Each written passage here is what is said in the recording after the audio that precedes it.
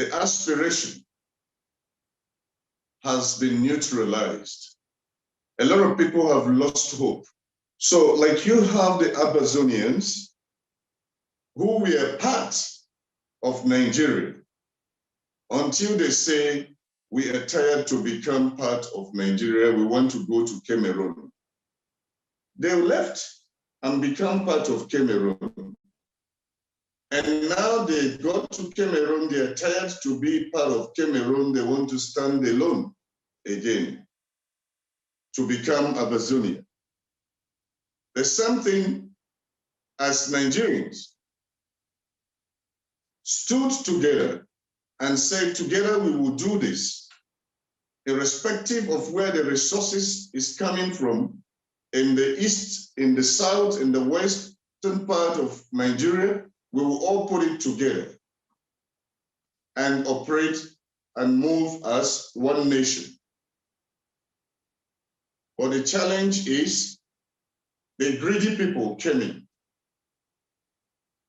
I would have loved the tenureship of Murtala Mohammed in 75s and all that, who stood out as a president.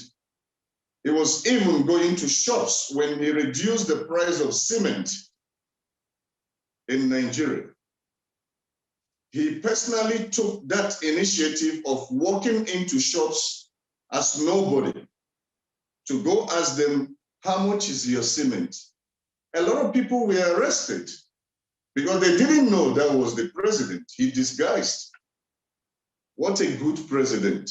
If we had continued, then the aspiration of being Nigerians would have been higher, unquote. Thank you very much for that, His Highness.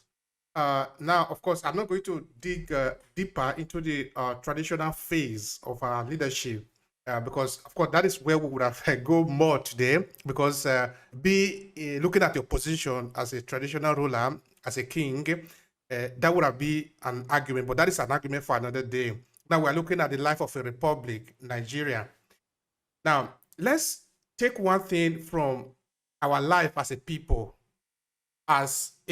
before they become Nigeria, as Africans, as individual people, in this case, the Edo, the Yoruba, the Hausa, the Igbo, all these are very vibrant people of their own.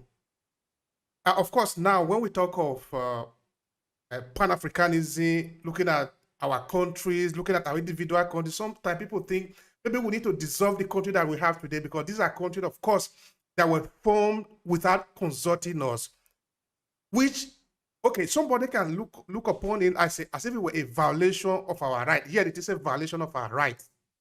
But all those are gone now. This is what it is today. Nigeria is what we have, is the only country that we have today.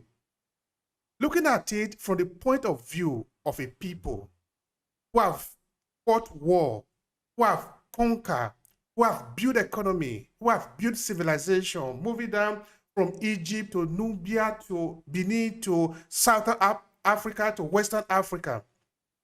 Do you think it is possible that Nigeria can function as a country? What are the evidence? Well, that's very heavy, but I'll tell you, Nigeria is a very lovely nation. Very, very lovely nation. We might be pulling together and forcing to be together as the present situation is. I'm looking at it as we are forcing ourselves to be together. And why did I say so? When you go out and listen to several comments of people, they are tired. Without mentioning where they come from, they are tired. Because you see a lot of our youths who are outside, a lot of graduates who studied so many beautiful courses, they ended up in pushing barrows in Nigeria before they left the country. They ended up in the roadside hawkers and all that and got frustrated because we are densely populated. They left the country. You think they are happy? They are not. Nigeria should have operated like the time of Gaddafi in Libya. Why Gaddafi was paying his own people, taking care of them, their social life, those who get married, money that being given to them, those who start business, what they can use to start off, and after graduation, what they give to them. That is how Nigeria should have been operating, because we are rich. We are rich. We have all what it takes. But unfortunately, those that all what it takes has been cornered. It has been cornered to private pockets and greedy pockets, selfish people who come to the authority to do what? To steal and not to put their people together. Shame. What a shame. A very big shame. The Oduduwas want to go. When you see people agitating to go in what is happening presently, they are no longer contented with what is going on. So the best you do is to sit down with those who say they want to go and dialogue it and see what best, I repeat, and see what best solves that situation and do it as a leader. That's it. That's how it should be. That's how it should be. A leader should find a solution to the problem of the people. Otherwise, you are not qualified to be a leader. That is why we say often that the leadership of Nigeria have failed the people repeatedly. All right. Now, like you have pointed out, there are this agitation from left and right in all corners of the countries. If we were to look at it, somehow we really need to confront the situation that we have, that it is possible that some of this agitation, even though they might actually have legitimate reason to exist, they can actually become distraction, very easily used as distraction. Because if this individual or sectionist idea succeed, it means Nigeria fail. Whereas if we were to pull this effort together to build one country, then we will succeed. Nothing can stop us. But it is not possible to succeed both as secessionist and as nationalist. It is not possible. You cannot succeed in both ways. We have to choose one. Absolutely. And to get to that, I will ask you the question like this. On October 1st, 1960, was there evidence that this country that we have today was heading the direction that we are today? I mean, were there evidence that there is nothing to hold us together, that we are not going to fail? Were there evidence like that? There was no evidence of such. There was no evidence that we are going to fail. But from our colonial masters, who probably gave us the independence, you never can tell what is at the back of their mind. Because I must say this, the gimmicks of the Western world were not thrown open to us as Africans. And why did I say that?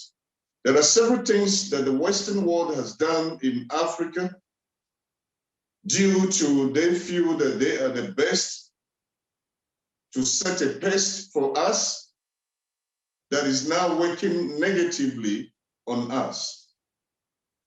I will explain that. As you say, was there evidence? There might not, or there wouldn't have been a physical evidence at that very time. But there was an ulterior motive that they stood with confidently in their heart as the colonial masters or the ex-colonial masters, waiting for this day to come. As you can see, there are so many things happening today that have led to depopulation of several African nations. There was no evidence in the past. It was not planned, but was pre-planned and probably would have been in the pipeline to achieve the purpose of today. So I am not totally exonerating the Western world from what Nigeria is passing through today. And I'm saying it, yeah, a lot of people might not agree with me and some might see what I'm saying. I am saying the problem of Nigeria is remoted.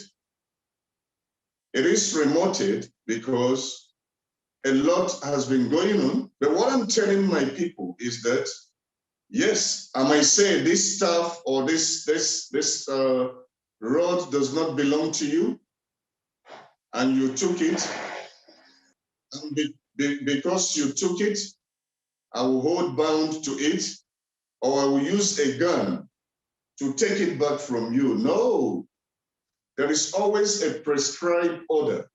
The prescribed order flows and achieves the purpose if well positioned.